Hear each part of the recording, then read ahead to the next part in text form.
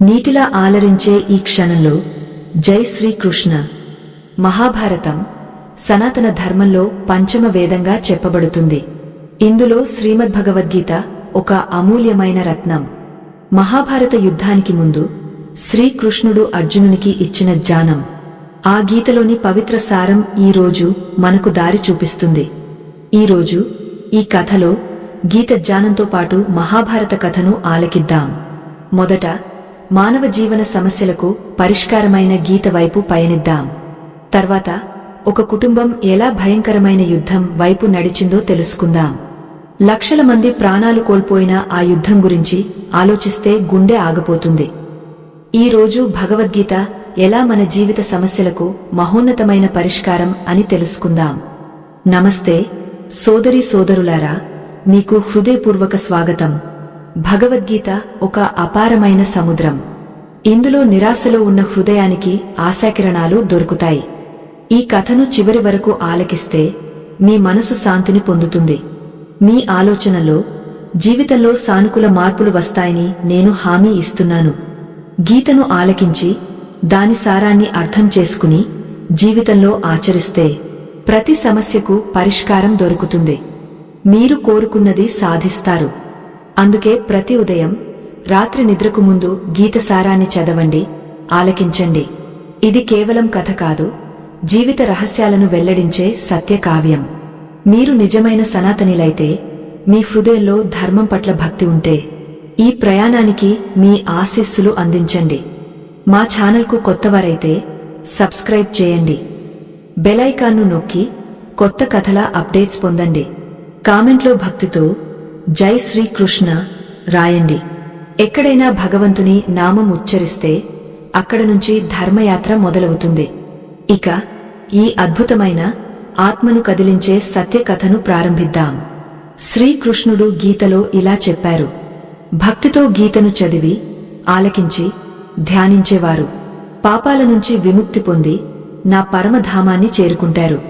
అందుకే చెప్పారు, ఏ ఇంట్లో రోజు గీత పఠనం జరుగుతుందో ఆ ఇంట్లో ఎన్నటికీ కష్టాలు, ఆపదలు రావు. శ్రీకృష్ణుని కృప, ఆశీస్సులు ఆ ఇంటిపై నీడలా ఉంటాయి. ఆ ఇంట్లో సుఖం, సంపద, ఐశ్వర్యం నిలిచి ఉంటాయి. ఆ ఇల్లు సంతోషాలతో నిండిపోతుంది. కురుక్షేత్ర యుద్ధభూమిలో యుద్ధం ప్రారంభమయ్యే సమయంలో అర్జునుడు తన కుటుంబం, సోదరులు, స్నేహితులు, గురువులను చూస్తాడు. అందరూ యుద్ధం కోసం సిద్ధంగా ఉన్నారు. అతని హృదయం భయంతో నిండిపోతుంది. అర్జునుడు నిరాశతో, బాధతో కృష్ణుని ముందు నిలబడతాడు. తన గుండెలోని గందరగోళాన్ని వెల్లడిస్తాడు. ఓ కేశవా, నేనెలా ఈ యుద్ధం చేయగలను అంటాడు అర్జునుడు. ఈ యుద్ధభూమిలో నా సొంత కుటుంబమే నిలబడి ఉంది. నేనెలా వారితో పోరాడగలను? నా గురువైన భీష్ముడు, ద్రోణాచార్యులను ఎలా ఎదిరించను? వీరు నాకు ఆరాధ్యులు. వీరిని చంపడం కన్నా భిక్షాటన చేసి జీవించడం మేలు. ఓ మధుసూదన, నేను ఎదుర్కొనే కౌరవులు నా సోదరులే. వారిని సంహరించడం కన్నా సన్యాసం స్వీకరించడం ఉత్తమం. ఈ యుద్ధంలో కోట్లాది మంది ప్రాణాలు కోల్పోతారు. వారి కుటుంబాలు, స్త్రీలు ఏమవుతారు?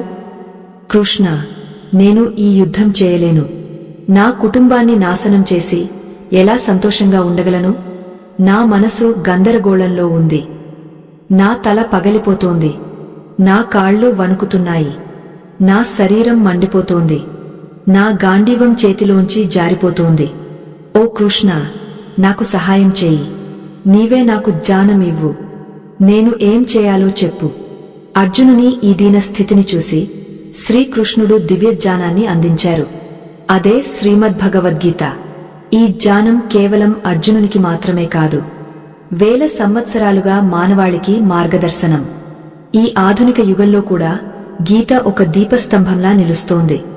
ఇది మనకు జీవించడం నేర్పుతుంది. ధర్మం, కర్మ, ప్రేమల గుణపాఠాలను బోధిస్తుంది.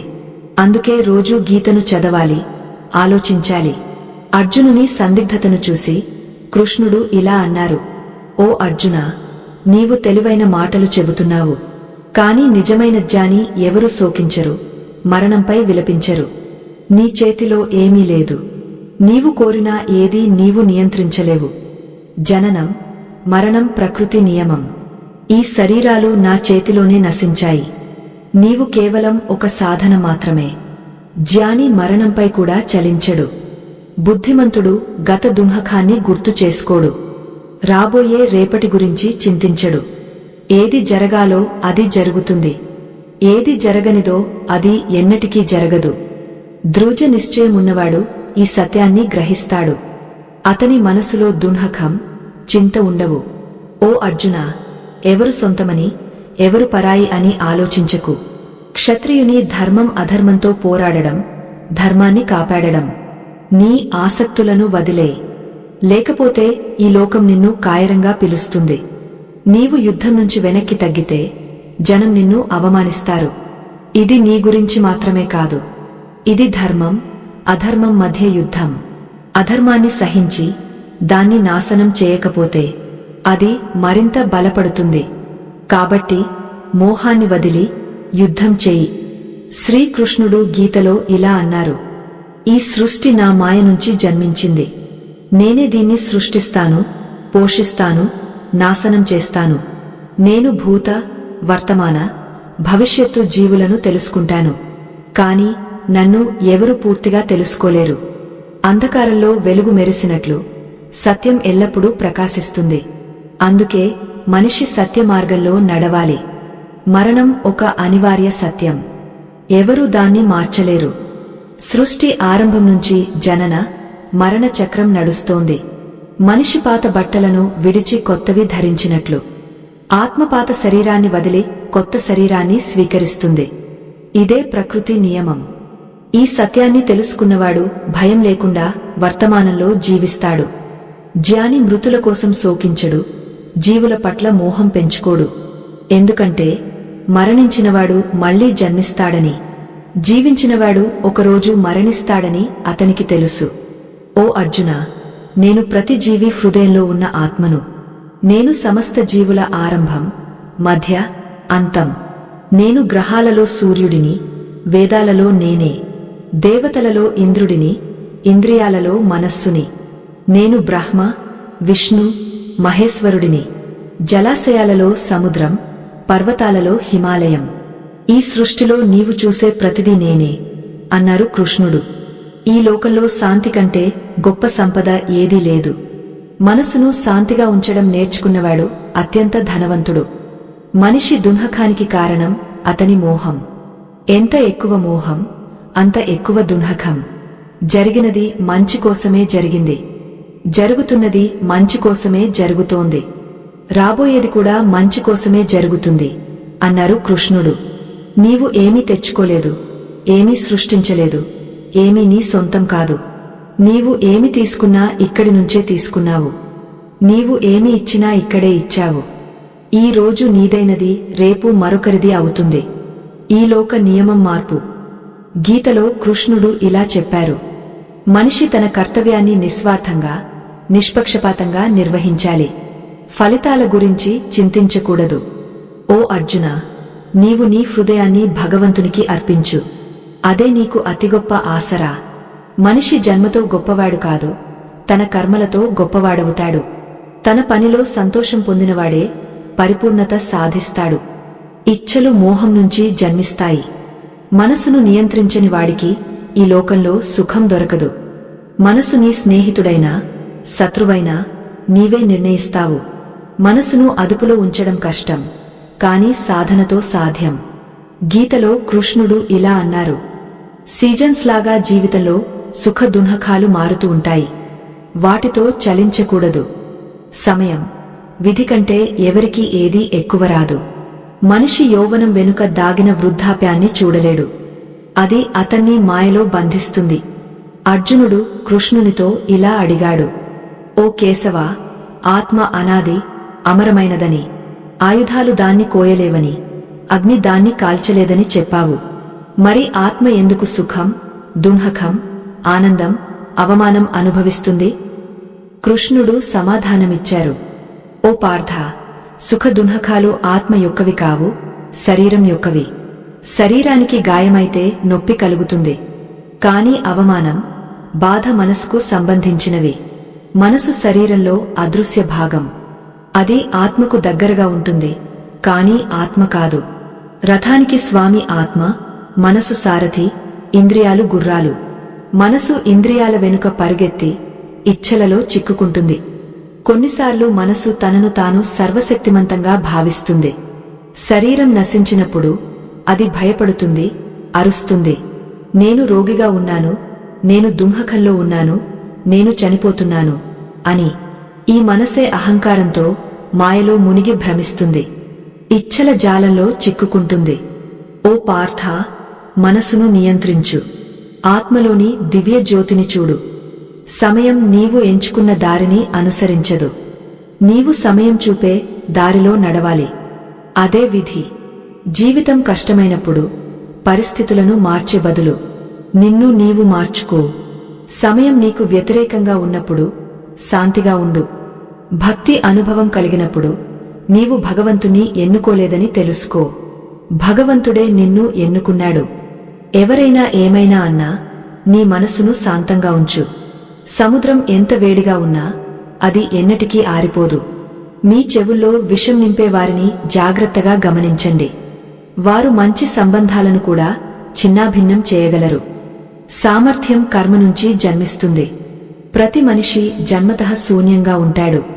ప్రేమ సత్యం కంటే గొప్ప సత్యం. నీవు నిజంగా ప్రేమించే వారితో నీవు అబద్ధం చెప్పలేవు. నవ్వు, కన్నీళ్లు ఈ లోకంలో అత్యంత అందమైన జంట. ఈ రెండూ ఒకే సమయంలో కలవడం అరుదు. కాని కలిసినప్పుడు ఆ క్షణం అద్భుతం. కర్మమే అతి గొప్ప ధర్మం. కృష్ణుడు గీతలో ఇలా చెప్పారు: మనిషి కేవలం కర్మ కోసం జన్మిస్తాడు. కర్మ లేకుండా ఎవరూ జీవించలేరు. నీ బాధ్యతలను నిర్వహించు, ఫలితాల గురించి చింతించకు. కోపం నిన్ను నరక ద్వారాలకు తీసుకెళ్తుంది. కోపంతో మనసు కలవరపడుతుంది. కొన్నిసార్లు అది నిన్నే హాని చేస్తుంది. ఎంత కోపం వచ్చినా శాంతంగా ఉండే ప్రయత్నం చెయ్యి. నీ దగ్గర ఉన్నది రేపు మరొకరిది కావచ్చు. నీవు ఖాళీ చేతులతో వచ్చావు, ఖాళీ చేతులతోనే వెళ్తావు. మనసును నియంత్రించడం చాలా ముఖ్యం. మనసు గాలిలా మారుతూ ఉంటుంది. కొన్నిసార్లు అది నిన్ను కామవాంఛల వైపు నడిపిస్తుంది. సఫలత కోసం మనసును అదుపులో ఉంచు. మనసు శక్తి ఏకాగ్రమైతే నీవు నీ లక్ష్యాలను సాధిస్తావు. మనసును నియంత్రించనివాడు అనవసర చింతలలో చిక్కుకుంటాడు. మనసే నీకు శత్రువైతే అది నీ అతిపెద్ద శత్రువు. సందేహం కూడా నీకు శత్రువే. ఎల్లప్పుడూ శంకించే వాడికి శాంతి దొరకదు. సందేహం మనసు శాంతిని హరిస్తుంది.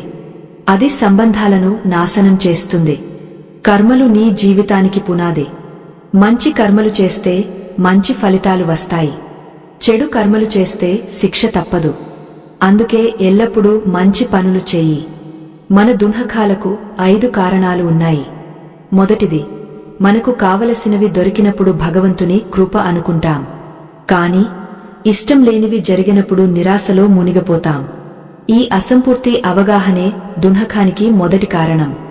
రెండవది, ఇతరులకు నష్టం కలిగినా మనకు లాభం రావాలని కోరుకోవడం. ఈ స్వార్థ ఆలోచన దున్హకానికి రెండవ కారణం. మూడవది, మన దగ్గర ఉన్నవి కోల్పోతామనే భయం. నాల్గవది, చేయవలసినవి చేయకపోవడం, చేయకూడనివి చేయడం. ఐదవది, విజయంలో పూర్తి ఘనత మనదేనని అహంకరించడం. కృష్ణుడు ఇలా అన్నారు: ఎవరు ఏం చేస్తున్నారు, ఎందుకు చేస్తున్నారనే ఆలోచనల నుంచి దూరంగా ఉండు. అప్పుడే నీవు సంతోషంగా ఉంటావు. శరీర సౌందర్యం మనసును ఆకర్షిస్తుంది. ప్రకృతి సౌందర్యం మనసును మంత్రముగ్ధం చేస్తుంది. మనిషి స్వభావం ఎల్లప్పుడూ స్వచ్ఛంగా ఉండాలి.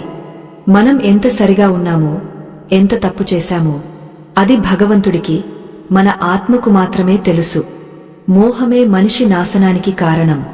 ఎంత ఎక్కువ మోహం, అంత ఎక్కువ బాధ. గతాన్ని గురించి పశ్చాత్తాపం, భవిష్యత్తు గురించి చింతలు. ఇవి నీ వర్తమాన సుఖాన్ని దూరం చేస్తాయి. నీవు నీడైన వారి పట్ల నీడవు కమ్ము. నిన్ను మోసం చేసేవారిని విడిచిపెట్టు. నీ గౌరవం లేని చోట నీవు నిలబడకు. కాని ఎన్నటికీ ఓటమిని అంగీకరించకు. సంస్కారం లేని చోట వంశం నాశనమవుతుంది. ఈ లోకంలో ఏది మనిషి ఆలోచనలంతా వేగంగా మారదు. సంతోషంగా ఉన్నవాడు తనలోనే సంతోషాన్ని కనుగొంటాడు. ఎక్కువ దున్హకించకు, ఎక్కువ సంతోషించకు. సుఖం, దున్హకం, గెలుపు, ఓటమి ఇవన్నీ జీవితంలో సహజం. ఎల్లప్పుడూ ఒకే పరిస్థితి ఉంటే జీవితం కష్టమవుతుంది. ఇతరుల థాలిలో ఎక్కువ నెయ్యి చూసేవాడు తన సొంత శాంతిని కోల్పోతాడు. మనిషి ఎప్పుడూ తనకు లేనిదాన్నే కోరుకుంటాడు. అది దొరికినా మరో కొత్త కోరిక మొదలవుతుంది. ఇలా జీవితం నిరాశలో గడిచిపోతుంది. సంతృప్తే జీవితంలో అతిగొప్ప మంత్రం. సంతృప్తి ఉన్నవాడిని ఏ దుంహకం బాధించలేదు. అహంకారం వల్ల సంబంధాలు దూరమవుతాయి. సమయం కొన్నిసార్లు మనిషిని అహంకారిగా మారుస్తుంది. మంచి సమయంలో అహంకారం నుంచి దూరంగా ఉండు. చెడు సమయంలో చెడు సాంగత్యం నుంచి దూరంగా ఉండు. జీవితంలో 4 విషయాలు గుర్తుంచుకో. త్యాగం లేకుండా విధిని మార్చలేవు. ఏదీ వదలకుండా ఏదీ సాధించలేవు. ఇవ్వనివాడికి తీసుకునే హక్కు లేదు. విత్తనం నాటకుండా ఫలం ఆశించడం వృథా. నీ మాటలను ఎవరికీ వివరించాల్సిన అవసరం లేదు. నీమీద నమ్మకమున్నవాడికి వివరణ అవసరం లేదు. నమ్మకం లేనివాడు ఎన్ని వివరణలైనా అర్థం చేసుకోడు. అక్కడ చూసేవాళ్లు నిశ్శబ్దంగా ఉంటారు. సమజ్ఞాసులు మాట్లాడతారు కాని మూర్ఖులు ఎప్పుడు వాదనలో మునిగిపోతారు. స్వప్నాలకి లక్ష్యాలకి ఒకే తేడా ఉంది. స్వప్నాలకు కష్టం లేకుండా నిద్ర సరిపోతుంది కాని లక్ష్యాలకు కష్టం లేకుండా నిద్ర అవసరం లేదు. మీ పని ఆలోచనలు శుద్ధంగా ఉండాలి. కళ్లకు చికిత్స ఉంటుంది కాని దృష్టికి చికిత్స ఉండదు. మిమ్మల్ని మీరు మెరుగుపరుచుకోండి. చెడు మనిషి తనంతట తాను ఈ లోకం నుంచి తొలగిపోతాడు. నిన్ను విడిచిపెట్టేవాడికి కేవలం సాకు కావాలి కాని నీతో ఆఖరి శ్వాస వరకు ఉండేవాడిని వదిలేకు. జీవితంలో ఒక విషయం గుర్తుంచు. ఏదైనా నీ చేతిలోంచి లాగేసుకోవచ్చు కాని విధి నుంచి ఏదీ లాగలేదు. ఏదైనా ఇచ్చినప్పుడు అహంకారం చూపకు. నీవు ఏమిటో ఒక్క ఆ భగవంతుడికి మాత్రమే తెలుసు. మనం గత జన్మ రుణాలను తీర్చుకుంటున్నాం. అహంకారం ఉన్నవాడి సంతతి శ్రీ గౌరవం కోల్పోతుంది. రావణుడు, కౌరవులు, కంసుడు వీరిని చూస్తే ఇది అర్థమవుతుంది. ఎవరిపై నమ్మకం పెట్టాలన్నా వారి మాటలను కాదు వారి కర్మలను చూడు. శ్రీకృష్ణుడు ఇలా చెప్పారు. నన్ను తెలుసుకున్నవాడు జనన మరణ బంధాల నుంచి విముక్తుడవుతాడు. గీతను చదివి దాన్ని ఆచరించేవాడు పాపాల నుంచి విడుదల పొందుతాడు. విధి ఉన్నవాడు తనంతట తాను నా వద్దకు చేరతాడు. విధి లేనివాడు గాలిలో తేలిపోయే నావలా భ్రమిస్తాడు. ఇచ్చలు మనిషి బుద్ధిని తప్పుదారి పట్టిస్తాయి. సుఖంలోనూ దున్హకంలోనూ గౌరవంలోనూ అవమానంలోనూ శాంతిగా ఉన్నవాడు నాకు ఎంతో ఇష్టం. నీ సమస్యలకు ఇతరులను నిందించడం వల్ల సమస్యలు తగ్గవు. ఎవరైనా అకస్మాత్తుగా నీతో ప్రవర్తన మార్చుకుంటే వారు నీ నుంచి ఏదో కోరుకుంటున్నారని అర్థం. విజ్ఞానం చెబుతుంది నాలుకపై వచ్చే గాయం త్వరగా మానుతుంది కాని జ్ఞానం చెబుతుంది నాలుక ఇచ్చే గాయం ఎన్నటికీ మానదు. అన్యాయాన్ని సహించడం, తప్పుతో సమాధానం చేయడం ఇవి అతిపెద్ద నేరాలు. మనిషి 2 కారణాల వల్ల పూర్తిగా మారిపోతాడు. ఒకటి ఎవరో ఒక ప్రత్యేకమైన వ్యక్తి జీవితంలోకి రావడం. మరొకటి ప్రత్యేకమైన వ్యక్తి జీవితం నుంచి వెళ్లిపోవడం. ఈ లోకంలో 4 స్థలాలు ఎప్పుడు నిండవు. సముద్రం, చిత, దాహం యొక్క పాత్ర. మనిషి మనస్సు సమజ్ఞాసులు సంబంధం నిలబెట్టడం ఆపేస్తే వారి ఆత్మగౌరవానికి ఎక్కడో గాయం తగిలిందని అర్థం. ప్రేమ ఎల్లప్పుడూ క్షమాపణ కోరుతుంది. అహంకారం, మనసు ఎప్పుడూ తమ స్వరాన్ని వినాలనుకుంటాయి. శ్రీకృష్ణుడు ఇలా అన్నారు. నీ కర్మమే నీ గుర్తింపు. ఈ లోకంలో ఒకే పేరుతో వేలాది మంది ఉంటారు. మంచి కర్మలు చేసినా జనం నీ గురించి చెడుగానే మాట్లాడతారు. వారి మాటలకు లొంగకు. ఎవరినైనా మోసం చేయడం ఒక రుణం. ఆ రుణం ఒక రోజు తీర్చాల్సి ఉంటుంది. మంచి దృష్టి అనేది స్వంత గుణాలను మాత్రమే కాదు ఇతరుల లోపాలను గుణాలను కూడా చూస్తుంది. సమయంతో పాటు స్వభావం మార్చుకునే వాడిని నమ్మకు. జనం కళ్లలో కాదు గుండెల్లో చూస్తారు. ఒకవేళ కళ్లలో వారి స్వభావం కనిపిస్తే నీవు వారిని ఎంతగా పొగడినా అంతే అవమానించగలవు. మాట్లాడే ముందు ఆలోచించు. మాటలు రుణంలా ఉంటాయి, వడ్డీతో తిరిగి వస్తాయి. నీ జీవిత సుఖ దున్హకాలను ఎవరితోనూ ఎక్కువగా పంచుకోకు. ఈ లోకం సుఖ దున్హకాలతో నిండి ఉంది. నిన్ను నీవు ఎవరితోనూ సరిపోల్చుకోకు. నీవు నీలా ఉన్నందుకే అత్యంత ప్రత్యేకం. ఈ లోకంలో 2 రకాల మనుషులు ఉంటారు. ఒకరు చిన్న చిన్న సమస్యలకే భయపడి నిరాశలో మునిగిపోతారు. మరొకరు ఎన్ని కష్టాలు వచ్చినా సంతోషంగా ఉంటారు. ఒకరి దగ్గర అన్ని ఉన్నా ఎప్పుడు దున్హకంలో కనిపిస్తారు. మరొకరి దగ్గర ఏమీ లేకపోయినా భగవంతుని నామం జపిస్తూ ఎప్పుడూ నవ్వుతూ ఉంటారు. ప్రతి ఒక్కరి దగ్గర తమ జీవితాన్ని మార్చుకునే అవకాశం ఉంటుంది కాని సమయాన్ని మార్చడానికి జీవితం మళ్లీ రాదు. మహాభారతంలో 1,00,000 శ్లోకాలు ఉన్నాయి. ఇది అత్యంత పవిత్రమైన గ్రంథం. ప్రతి ఒక్కరూ ఈ కథను చదవాలి. ఇందులో శ్రీకృష్ణుడు, అర్జునుడు, వేదవ్యాసులు అసుర శక్తులను జయించారు. మహర్షి వేదవ్యాసులు రచించిన మహాభారతంలో 18 పర్వాలు ఉన్నాయి. ప్రతి పర్వంలో విభిన్న సంఘటనలు, బోధనలు దాగ ఉన్నాయి. ఈ కథ కురువంశంతో మొదలాయి.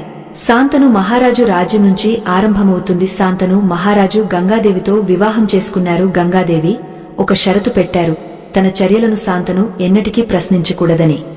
శాంతను ఆ షరతును అంగీకరించి వివాహం చేసుకున్నారు. గంగాదేవికి 8 మంది సంతానం జన్మించింది. ప్రతి బిడ్డ జన్మించిన తర్వాత గంగ ఆ బిడ్డను నదిలో ముంచేసేది. ఎందుకంటే వారు గత జన్మలో శాపగ్రస్తులు. 8వ బిడ్డను ముంచబోయేటప్పుడు శాంతను ఆమెను ఆపారు. గంగాదేవి కోపంతో అతన్ని విడిచి వెళ్లిపోయారు. ఆ 8వ బిడ్డే దేవవ్రతుడు.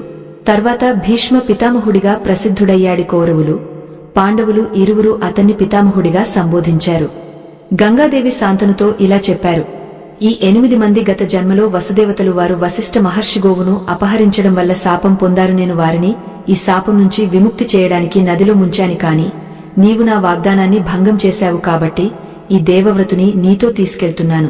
గంగాదేవి అలా చెప్పి వెళ్లిపోయారు. శాంతను ప్రతిరోజు నది ఒడ్డున గంగను కలిసేవారు.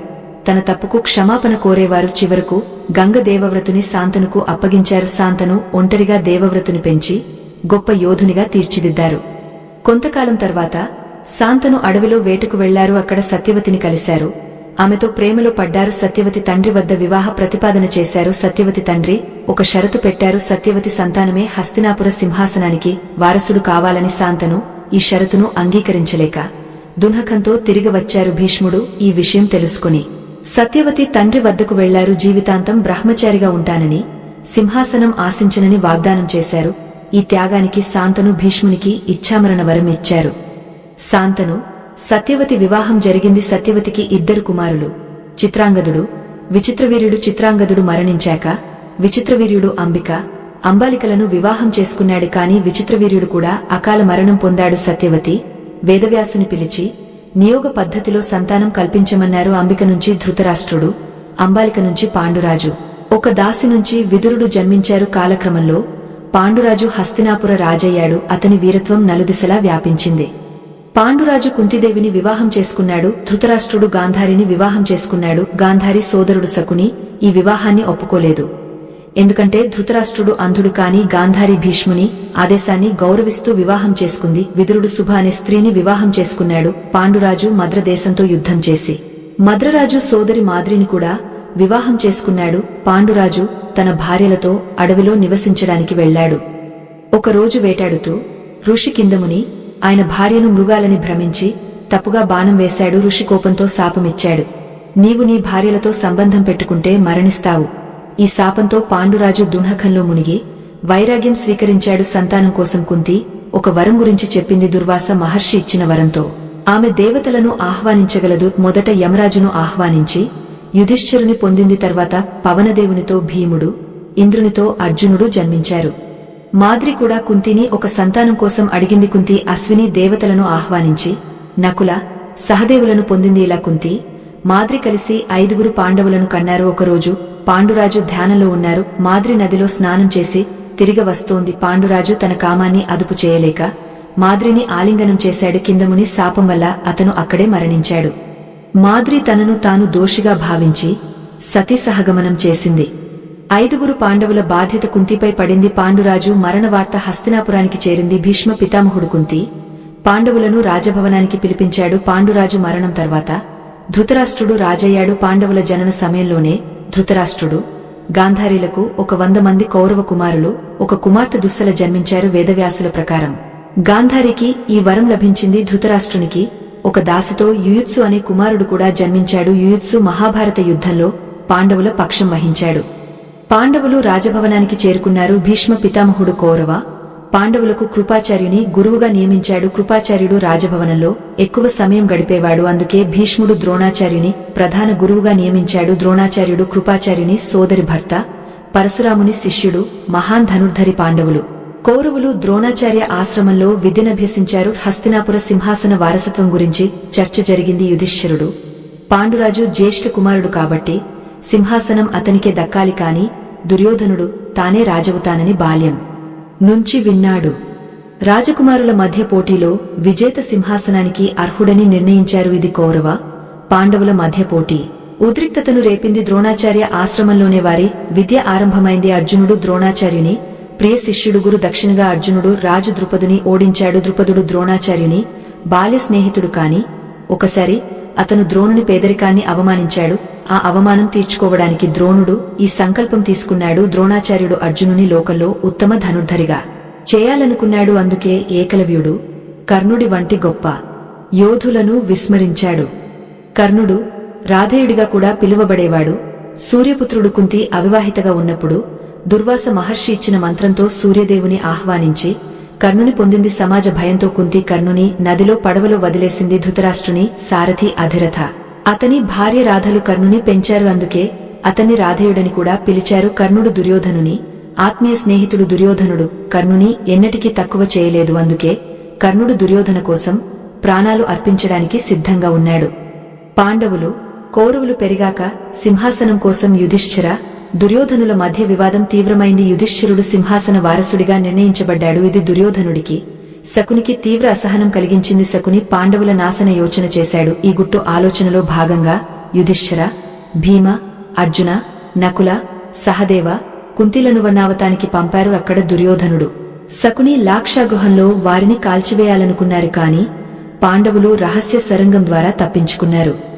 హస్తినాపురంలో పాండవులు చనిపోయారనే వార్త వ్యాపించింది. పాండవులు రాజభవనానికి తిరిగి రావడానికి నిరాకరించారు. వారు బ్రాహ్మణ వేషంలో అడవుల్లో జీవించారు. ఈ సమయంలో భీముడు అనేక రాక్షసులను సంహరించాడు. అడవిలో హిడింబ అనే రాక్షసి భీమునితో ప్రేమలో పడింది. కుంతి ఆశీస్సులతో భీముడు హిడింబను వివాహం చేసుకున్నాడు. ఆ స్థలం వారి పేరిట ప్రసిద్ధమైంది మహాభారతంలో. ముఖ్య సంఘటనల్లో ఒకటి ద్రౌపది స్వయంవరం. ద్రుపదరాజు ద్రోణాచార్యుని మీద పగ తీర్చుకోవడానికి అగ్నిదేవుని కృపతో ద్రౌపది ధృష్టద్యుమ్నుని సృష్టించాడు.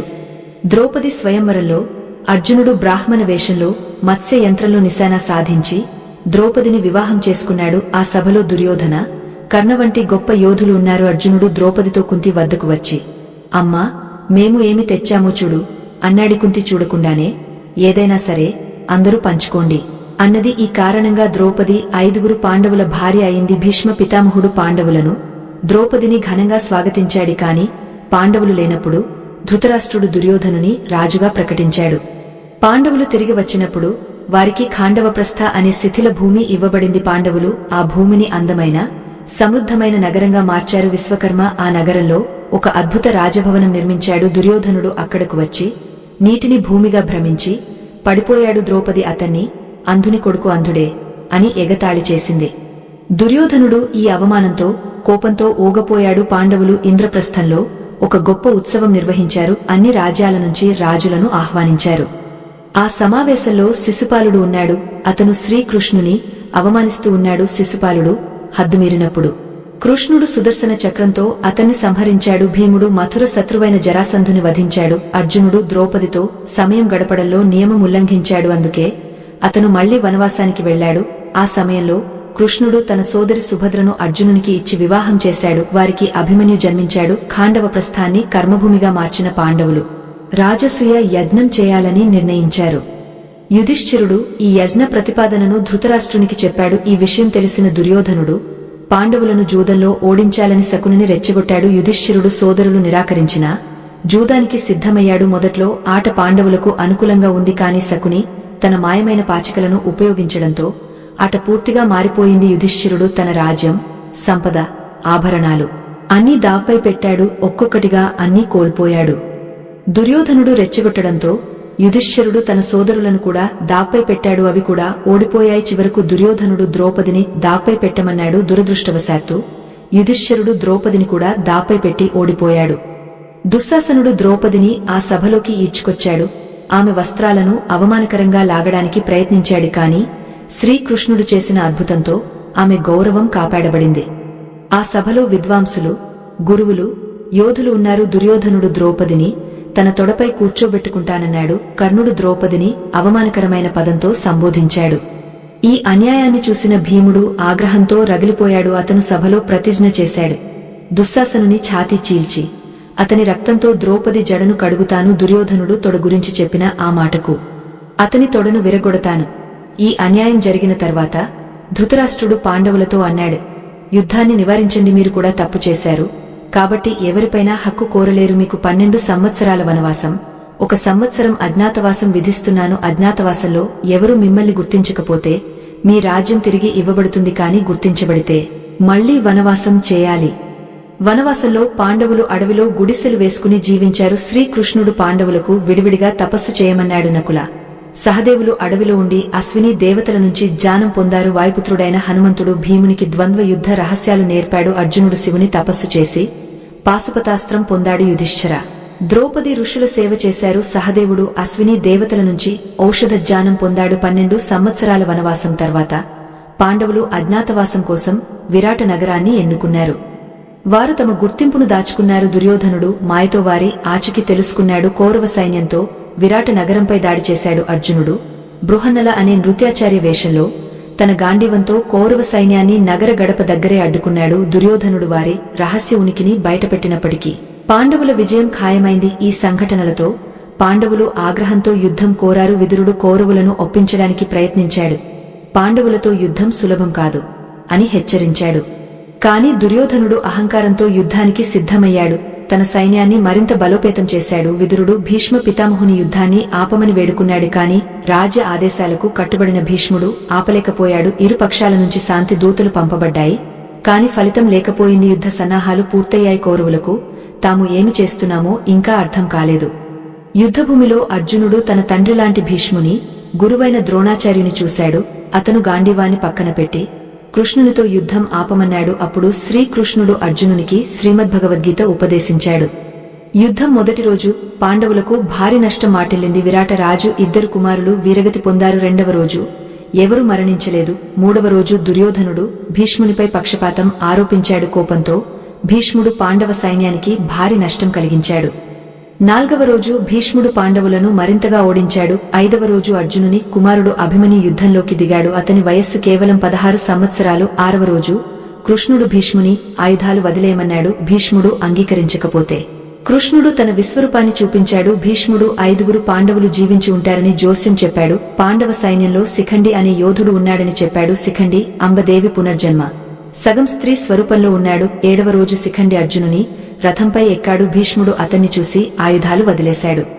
అర్జునుడు భీష్మునిపై బాణాల వర్షం కురిపించాడు. భీష్మునికి బాణాల శయ్య సిద్ధమైంది. అదే రోజు అభిమన్యు, దుర్యోధనుడు యుద్ధభూమిలో తలపడ్డారు. కర్ణుడు యుద్ధానికి సిద్ధమయ్యాడు. 9వ రోజు భీముడు 17 మంది కౌరవ సోదరులను సంహరించాడు. 10వ రోజు ద్రోణాచార్యుడు యుధిష్ఠిరుని పట్టుకోవడానికి ప్రయత్నించాడు. కాని అర్జునుడు అతన్ని అడ్డుకున్నాడు. 11వ రోజు అశ్వత్థామ, అభిమన్యు మధ్య యుద్ధం జరిగింది. 12వ రోజు అర్జునుడు త్రిగర్త రాజ్యంతో యుద్ధం చేశాడు. త్రిగర్త రాజు అర్జునుని యుద్ధభూమి నుంచి దూరం చేశాడు. ఇది యుధిష్ఠిరుని పట్టుకోవడానికి ఒక ఎత్తుగడ, కాని అది విఫలమైంది. 13వ రోజు అర్జునుని ఓడించడానికి భగదత్త రాజు ప్రయత్నించాడు. కాని అర్జునుడు అతన్ని ఓడించాడు. అదే రోజు ద్రోణాచార్యుడు చక్రవ్యూహం రచించాడు. అభిమన్యు మాత్రమే దాన్ని భేదించగలడు. కాని అతనికి వ్యూహం నుంచి బయటపడే విధానం తెలియదు. కౌరవుల చేతిలో అభిమన్యు వీరగతి పొందాడు. అభిమన్యు మరణ వార్త విన్న అర్జునుడు జయద్రథుని సూర్యాస్తమయం ముందు సంహరిస్తానని ప్రతిజ్ఞ చేశాడు. లేకపోతే సమాధి తీసుకుంటానన్నాడు. 14వ రోజు అర్జునుడు జయద్రథుని సంహరించడానికి ముందుకెళ్లాడు. కౌరవ సైన్యం అతన్ని అడ్డుకోవడానికి ప్రయత్నించింది. కాని అర్జునుని ఆపలేకపోయింది. సూర్యాస్తమయం సమీపిస్తున్న సమయంలో జయద్రథుడు కనిపించలేదు. కృష్ణుడు తన సుదర్శన చక్రంతో సూర్యకాంతిని అడ్డుకున్నాడు. అందరూ సూర్యాస్తమయం అయిందనుకున్నారు. జయద్రథుడు బయటకు రాగానే కృష్ణుడు చక్రాన్ని తొలగించాడు. అర్జునుడు దివ్యాస్త్రంతో జయద్రథుని సంహరించాడు. అదే రోజు ద్రోణాచార్యుడు విరాటుని వధించాడు. భీముడు తన కుమారుడు ఘటోత్కచుని యుద్ధభూమికి పిలిచాడు. ఘటోత్కచుడు కౌరవుల 2 అక్షోహిణి సైన్యాలను నాశనం చేశాడు. కర్ణుడు ఇంద్రుడు ఇచ్చిన దివ్యాస్త్రాన్ని ఘటోత్కచుడిపై ప్రయోగించాడు. 15వ రోజు పాండవులు ద్రోణాచార్యునికి అశ్వత్థామ మరణ వార్త చెప్పారు. అది అబద్ధం. ద్రోణాచార్యుడు ఆయుధాలు వదిలేశాడు. ధృష్టద్యుమ్నుడు ద్రోణాచార్యుని శిరస్సు ఖండించాడు. శల్యుడు కౌరవ సైన్యానికి సేనాపతి అయ్యాడు. కాని అతను పాండవులను వధించలేదు. 17వ రోజు భీముడు దుశ్శాసనుని వధించాడు. అతని ఛాతీ చీల్చి రక్తంతో ద్రౌపది జడను కడిగాడు. తన ప్రతిజ్ఞను నెరవేర్చాడు. అర్జున, కర్ణుల మధ్య భీకర యుద్ధం జరిగింది. శాపం వల్ల కర్ణుని రథచక్రం భూమిలో కూరుకుపోయింది. అతను పరశురాముడు నేర్పిన విద్యను మరచిపోయాడు. అర్జునుడు కర్ణుని సంహరించాడు. అదే రాత్రి అశ్వత్థామ పాండవులను వధించడానికి ప్రయత్నించాడు. కాని తప్పుగా ద్రౌపది 5గురు కుమారులను చంపాడు. ఈ హత్య వల్ల అతనికి అమరత్వ శాపం లభించింది. అశ్వత్థామ అభిమన్యు భార్య ఉత్తర గర్భంలోని పరీక్షితుపై బ్రహ్మాస్త్రం ప్రయోగించాడు. కృష్ణుడు పరీక్షితుని రక్షించి అతనికి పునర్జన్మ ఇచ్చాడు. మహాభారత యుద్ధం 18వ రోజు భీముడు మిగిలిన కౌరవ సోదరులను సంహరించాడు. నకుల, సహదేవులు, శకుని, శల్యుని వధించారు. దుర్యోధనుడు ఓటమి భయంతో ఒక సరస్సులో దాక్కున్నాడు. తర్వాత అతను పాండవులకు ద్వంద్వ యుద్ధం సవాలు విసిరాడు. గాంధారి తన దివ్యశక్తితో దుర్యోధనుని శరీరాన్ని వజ్రంలా బలిష్టం చేసింది. కాని అతని తొడలు మాత్రం బలహీనంగానే ఉన్నాయి. దుర్యోధనుడు తన తల్లి ముందు పూర్తిగా నగ్నంగా నిలబడలేదు. అతను తొడలపై అరటి ఆకులు కప్పుకున్నాడు. భీముడు యుద్ధంలో దుర్యోధనుని తొడను విరగ్గొట్టాడు. దుర్యోధనుడు మరణించాడు. పాండవులు మహాభారత యుద్ధంలో విజయం సాధించారు. కాని ఈ కథ ఇక్కడితో ముగిలేదు. అశ్వత్థామ తన తండ్రి మరణానికి ప్రతీకారంగా ద్రౌపది 5 కుమారులను రహస్యంగా వధించాడు. ఈ కారణంగా అతనికి శాశ్వతంగా భూమిపై అలమటించే శాపం లభించింది. యుద్ధం తర్వాత 5 పాండవులు, ద్రౌపది, సాత్యకి, కౌరవుల నుంచి కృపాచార్య, అశ్వత్థామ మాత్రమే జీవించారు. కొన్ని సంవత్సరాల రాజపాలన తర్వాత యుధిష్ఠిరుడు తన సోదరులు ద్రౌపదితో స్వర్గానికి పయనించాడు. రాజ్య బాధ్యతను యదువంశీయుడైన పరీక్షితుకు అప్పగించాడు. కొంతకాలం తర్వాత మహాభారత కథ పూర్తయింది. పరీక్షితుని మరణ రహస్యం, అతని కుమారుడు తక్షక నాగునితో ఎలా ప్రతీకారం తీసుకున్నాడు, ఈ కథలను మేము ఇంతకు ముందు వివరించాము. శ్రీకృష్ణుడు ఇలా చెప్పారు: జరగాల్సినది జరుగుతుంది, జరిగినది జరగాల్సినదే. ఈ సత్యాన్ని గుండెలో బిగించినవాడు ఎన్నటికీ భయపడడు. ఓ అర్జునా, నీవు ఈ లోకంలో ఒంటరిగా వచ్చావు, ఒంటరిగానే వెళతావు. ఇక్కడ ఎవరు నీ సొంతం కాదు. మనలను జన్మనిచ్చిన తల్లిదండ్రులు కూడా ఒకరోజు వెళ్లిపోతారు. మరి ఇతరుల నుంచి ఏమి ఆశించడం? ఎవరైనా నిన్ను విడిచిపెట్టినా భగవంతుడు నీతో ఎప్పుడు ఉంటాడని గుర్తుంచి నన్ను నమ్మినా నమ్మకపోయినా నేను ఎవరినీ వదిలిపెట్టను. ఎందుకంటే అందరూ నా సంతానమే. ఒంటరితనం గురించి దున్హకించేవాడు దున్హకపడనవసరం లేదు. జీవితంలో కష్టాలు వచ్చినప్పుడు ధైర్యం కోల్పోకు, కొంచెం సహనం పాటించు. ధైర్యంగా సహనంతో ఉన్నవాడు ఏ కష్టాన్నైనా జయిస్తాడు. కష్టాలకు భయపడేవాడి సమస్యలు మరింత పెరుగుతాయి. జీవితంలో అతిపెద్ద తప్పు భయపడటం, ఆగపోవడం, స్వయం నమ్మకాన్ని కోల్పోవడం. ఈ రోజు నీవు చేసే కర్మల ఫలం రేపు నీకు తప్పక లభిస్తుంది. నీ దగ్గర ఉన్నది నీదే. నా భక్తుడైనవాడు నా నామాన్ని జపిస్తే నేను అతనికి లేనిది ఇస్తాను, ఉన్నది కాపాడతాను. ఎవరికి ఎప్పుడు ఎంత ఇవ్వాలో నాకు తెలుసు. ఈ సత్యాన్ని గ్రహించినవాడి జీవితం సార్థకమవుతుంది. ఎవరి సారథిగా ఉండు, స్వార్థిగా కాదు. ధర్మంతో నిండిన హృదయం ధర్మం గురించి మాట్లాడుతుంది, అధర్మంతో నిండిన హృదయం అధర్మాన్ని సలహా ఇస్తుంది. మనిషి భగవంతునిపై నమ్మకం లేక దున్హకించడు, తన నమ్మకంలో స్థిరంగా లేక దున్హకిస్తాడు. ప్రేమను వ్యర్థమనుకునే వాడు మూర్ఖుడు. ప్రేమ ఈ లోకానికి మూలం. దీని పునాది సంబంధాలలో సమతుల్య దూరం వాటిని బలపరుస్తుంది, అసమతుల్య దూరం వాటిని చిన్నాభిన్నం చేస్తుంది. మనిషి తన ఆస్థాతో నిర్మితమవుతాడు. అతను నమ్మినది అతను అవుతాడు. మాటలపై నియంత్రణ లేకపోతే ఆ మాటలు ఆత్మకు గాయాలు చేస్తాయి. శ్రీకృష్ణుడు ఇలా చెప్పారు: ధర్మం కోసం పోరాడటం నేర్చుకో, అధర్మానికి శత్రువై ఉండు. నీ ఆప్తుల కోసం త్యాగం చేయడం నేర్చుకో. సత్యం ఎల్లప్పుడూ నీటిపై తేలే నూనెలా ఉంటుంది. ఎంత అబద్ధాల వర్షం కురిసినా అది ఎప్పుడూ పైనే ఉంటుంది. రహస్యాలు చెప్పేవాడిని ఎన్నటికీ నమ్మకు. నీ ఆర్థిక స్థితిని ఎవరికి చెప్పకు. మంచి ఆర్థిక స్థితి ఉంటే జనం రుణం అడుగుతారు. చెడు స్థితి ఉంటే గౌరవం ఇవ్వరు, సహాయం చేయరు. నీ సుఖ దుఃఖాలను నీలోనే ఉంచి ఫలాల నుంచి నేర్చుకో. వాటిపై ఉప్పు చల్లినా అవి తమ రుచిని పెంచుతాయి. కాని కొందరు మంచిని తిన్నా విషమైపోతారు. సంతోషంలో వాగ్దానం చేయకు, కోపంలో సమాధానం ఇవ్వకు, దున్హకంలో నిర్ణయం తీసుకోకు. మనిషి లక్షల విషయాలు తెలుసుకోవచ్చు, కాని తనను తాను తెలుసుకోకపోతే అతను అజ్ఞాని. నిన్ను తిరస్కరించినవాడిని బాధపడకు, అతనికి నీ విలువ తెలియదు. ఎల్లప్పుడూ శాంతంగా ఉండు, అప్పుడు జీవితంలో నిన్ను నీవు బలపరుచుకోవడం సులభం. లోహం చల్లగా ఉన్నప్పుడే బలంగా ఉంటుంది, వేడిగా ఉన్నప్పుడు దాన్ని ఏ ఆకారంలోనైనా మార్చవచ్చు. నీవు కూడా మార్చబడవచ్చు. ఈ 7 గుణాలు నిన్ను ఏ కష్టంలోనైనా కాపాడతాయి. నీ జ్ఞానం, నీ వినమ్రత, నీ సమజశీలత, నీ ధైర్యం, మంచి కర్మలు, సత్యం మాట్లాడే అలవాటు, భగవంతునిపై నమ్మకం. కష్ట సమయంలో మనిషి ఒంటరిగా ఉంటాడు, కాని ఆ కష్టమే అతని భగవంతునిపై నమ్మకాన్ని బలపరుస్తుంది. బిడ్డలా భగవంతునిపై నమ్మకముంచు. బిడ్డను గాలిలో ఎగరేస్తే అది నవ్వుతుంది, భయపడదు. ఎందుకంటే తనను ఎవరు క్రింద పడనివ్వరని దానికి తెలుసు. ఓ అర్జునా, నీ మనసును చిన్నగా చేసుకోకు. నీ ఆప్తులు నిన్ను విడిచినా నేను నీకు సహాయం చేస్తాను. ఎవరి ముందు అతిగా వంగకు, లేకపోతే నిన్ను బలహీనుడని భావిస్తారు. జనం నిన్ను గౌరవిస్తారు. నీవు వారిని విస్మరించడం నేర్చుకుంటే ఏ సంబంధము నిన్ను ఏడిపించేంత గాహ్యం కాదు, ఏ సంబంధము నిన్ను ఏడిపిస్తూ వదిలేంత బలహీనం కాదు. అతి గొప్ప సంబంధం కష్ట సమయంలో సాంత్వన ఇచ్చేది.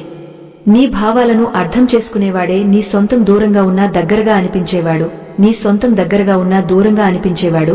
పరాయి తన విధిని నిందించేవాడు ఎప్పుడు అనామకుడే. అతనికి తన కర్మమే విధి కంటే గొప్పదని తెలుసు. కర్మ అతని చేతిలో ఉంది. సమజ్ఞాసులు ఇతరుల గుణాల నుంచి నేర్చుకుంటాడు. అతను ఈర్ష్యపడడు, ద్వేషించడు. ఈ లోకంలో ఎవరు దయ చూపరు. శవాన్ని శ్మశానంలో ఉంచినప్పుడు ఇంకెంత సమయం పడుతుంది అని అడుగుతాం. దుంహకం కూడా జీవితంలో అవసరం. అది లేకపోతే జీవితం అసంపూర్ణం. కేవలం సుఖం ఎవరినీ బలవంతుణ్ణి చేయదు. తల్లిదండ్రులు మాత్రమే నిన్ను తమ కంటే గొప్పగా చూడాలనుకుంటారు. స్నేహం, సంబంధాలు మనకు ఉచితంగా లభిస్తాయి, కాని వాటి విలువ అవి కోల్పోయినప్పుడే తెలుస్తుంది. కొన్ని బాధలు జీవించనివ్వవు, కొన్ని బాధ్యతలు మరణించనివ్వవు. ఎంత మంచి చేసినా, ఒకసారి క్షమించినా జనం నిన్ను శ్మశానంలోనే పొగుడుతారు.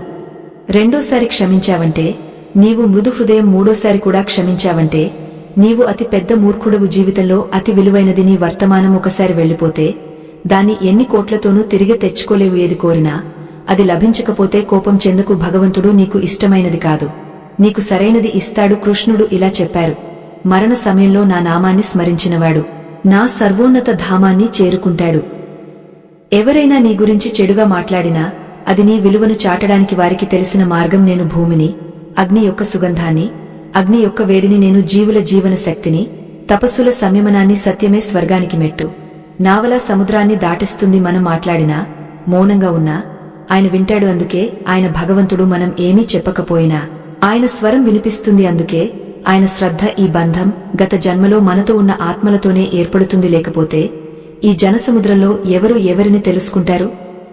ఆయుధాలు శరీరాన్ని మాత్రమే గాయపరుస్తాయి, కాని మాటలు ఆత్మను గాయపరుస్తాయి. జీవిత బాధలలో సగం అతిగా ఆశించడం వల్ల వస్తాయి. ఆశలను వదిలేయి, అప్పుడు నీవు నిజమైన సంతోషాన్ని పొందుతావు. కృష్ణుడు అర్జునుడై యుద్ధం చేయాల్సి వచ్చింది. ప్రతిరోజు తన జీవితంలోని మహాభారతాన్ని పోరాడాడు. స్వంత సారథిగా ఫలితాలను ఆశించకుండా కర్మ చేసినవాడు తన జీవితాన్ని సఫలం చేసుకుంటాడు.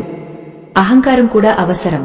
అధికారం, చరిత్ర, గౌరవం కోసం సాత్విక సమతుల్య ఆహారం తీసుకోరేమి తినాలి, ఎంత తినాలి, ఎక్కడ తినాలి, ఎలా తినాలో తెలియనివాడు జీవిత శిఖరాలను అందుకోలేడు. తన చుట్టూ ఉన్న లోకాన్ని అర్థం చేసుకోలేనివాడు ప్రతిదీ చెడుగా, తప్పుగా భావిస్తాడు. అతను త్వరలోనే నిరాశలో మునిగిపోతాడు. నిర్మలమైన మనసును గాయపరచడం ఈ లోకంలో అతిపెద్ద పాపం. దుంహకం నుంచి విముక్తి కావాలంటే భగవంతుడు ఇచ్చిన దానిలో సంతోషం కనుగొను. సేవ చెయ్యి, కాని ఎవరి నుంచి ఆశించుకు. సేవకు నిజమైన విలువ భగవంతుడు మాత్రమే ఇస్తాడు. తప్పులు చేయడం సహజం, వాటిని ఒప్పుకోవడం సంస్కారం, వాటిని సరిదిద్దుకోవడం స్వభావం. మనిషి అన్ని మార్చగలడు, ఇల్లు, సంబంధాలు, స్నేహితులు, కాని తనను తాను మార్చుకోకపోతే అతను దుంహకంలోనే ఉంటాడు. భగవంతుడు నిన్ను శిక్షిస్తున్నాడని అనిపిస్తే ఆయన ఉద్దేశంపై సందేహం వద్దు, ఏదో తప్పు జరిగి ఉంటుంది. ఓ అర్జునా, ఎందుకు బెదురుతావు? ఎవరి నుంచి భయపడతావు? ఎవరు నిన్ను చంపగలరు? ఆత్మ జన్మించదు, మరణించదు. ఈ శరీరం నీది కాదు, నీవు ఈ శరీరానివి కాదు. ఈ శరీరం అగ్ని, జలం, వాయువు, భూమి, ఆకాశం ఈ పంచభూతాలతో రూపొందింది. చివరకు అది ఈ భూతాలలోనే లీనమవుతుంది. కాని ఆత్మస్థిరం. నీవు మరణమనుకునేది కొత్త జీవితం. దుంహకం కష్టం నిన్ను బాధించడానికి కాదు, నీ సామర్థ్యాన్ని పెంచడానికి, నీ ఆత్మవిశ్వాసాన్ని పరీక్షించడానికి. మనసు శాంతంగా ఉన్నవాడు మాటల్లో, కర్మల్లో శాంతిగా ఉన్నవాడు సత్యాన్ని పొంది దుంహకం నుంచి విముక్తుడవుతాడు. జరిగినది, జరుగుతున్నది, జరగబోయేది అన్నీ మంచి కోసమే. గతం గురించి పశ్చాత్తాపం చెందకు, రాబోయే రేపటి గురించి చింతించకు. వర్తమానంలో జీవించు. జాని తన లోపాలను తానే సరిదిద్దుకుంటాడు. స్వర్ణకారుడు బంగారు లోపాలను తొలగించినట్లు ఈ లోకంలో నీవు కేవలం ఒక క్షణం అతిథివి. ఒక క్షణంలో కోటీశ్వరుడివై మరుక్షణంలో నిర్ధనుడవవచ్చు. నాది, నీది, చిన్నది, పెద్దది ఈ ఆలోచనలను వదిలేయప్పుడు అన్నీ నీవై నీవు అందరివి అవుతావు. సమయంపై భరోసా పెట్టుకోకు. విధి ఉన్నవారి చేతులు కూడా ఖాళీగా ఉండవచ్చు, కాని కష్టపడేవారి చేతులు ఎన్నటికీ ఖాళీ కావు. నీ ఆలోచనలను మార్చు, నీ జీవితం మారుతుంది. కొన్ని మార్గాల్లో నీవు ఒంటరిగా నడవాలి. కుటుంబం, స్నేహితులు, సహచరులు లేరు, కేవలం నీవు. నీ ధైర్యం. జీవితంలో జరిగిన ప్రతిదీ ఒక కారణంతో జరుగుతుంది. అది నిన్ను ఏదో ఒకటి చేస్తుంది, లేదా నీకు ఏదో నేర్పుతుంది. అర్థం కాని విషయానికి జనం నిన్ను విస్మరిస్తారు. మార్గాలు ఎప్పుడూ అంతమవు, కాని జనం ధైర్యం కోల్పోతారు. తెరవాలంటే నీటిలోకి దిగాలి. ఒడ్డున కూర్చుని ఎవరు గోతామునిగా మారలేరు. శ్రీకృష్ణుడు ఇలా చెప్పారు, చిన్న ఆనందాలను వదిలే పెద్ద సంతోషాలను సాధించు. నమ్మకం నిన్ను సంతోషపరుస్తుంది. మంచి కర్మలు ఇంటిలా ఉంటాయి. జ్ఞానం రోజు వెలుగులా ఉంటుంది. సతర్కత నీ రక్షణ కవచం. అసలైన శత్రువు బయటివారు కాదు, నీ చుట్టూ ఉన్నవారే. నావ అడుగున రంధ్రం వల్ల మునిగిపోతుంది.